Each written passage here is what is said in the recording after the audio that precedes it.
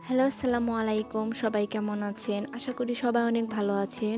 তো আজকে আমি পুডিং বানাবো। তো আমি কিভাবে পুডিং বানাই সেটা আপনাদের সাথে শেয়ার করব।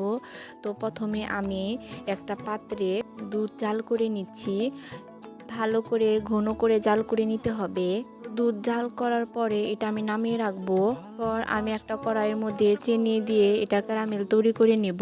তো ভালোভাবে এটা নাড়াচাড়া করার পর তারপর আমি এটা বাটিতে সেট করে নেব। তো বেশি জাল হওয়ার কারণে কালারটা জানি কেমন আসছে। তারপর আমি যে পাতিলে দুধ জাল দিয়ে নিয়েছিলাম, তো সেই পাতিলে আমি ২টা ডিম ভালোভাবে ফাটিয়ে নেব। তো ফাটিয়ে নেওয়ার পর আমি এটা ভালোভাবে নাড়াচাড়া করতেছিলাম। নাড়াচাড়া করার পর আমি এই জায়গায় পরিমাণ মতো চিনি দিয়ে দিতেছিলাম। কারণ আমি এত মিষ্টি পছন্দ করি না। তাই আমি যতটুকু মিষ্টি খাবো ওই ভাব মতোই আমি একটু করে চিনি দিতেছিলাম। তো চিনি দেওয়ার পর আমি ভালোভাবে নাড়াচাড়া করে তারপর এটা বাটিতে সেট করে নেব।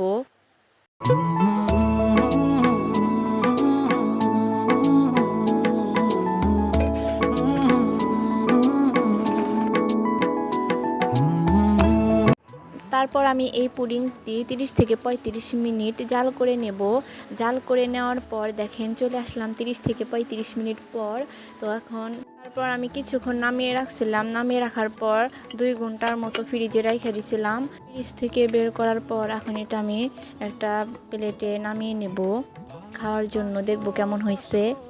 এটা একটু বেশি জাল হওয়ার কারণে কালারটা এমন দেখা যাইতেছে, একটু হালকা হইলে ভালো হইতো আর কি।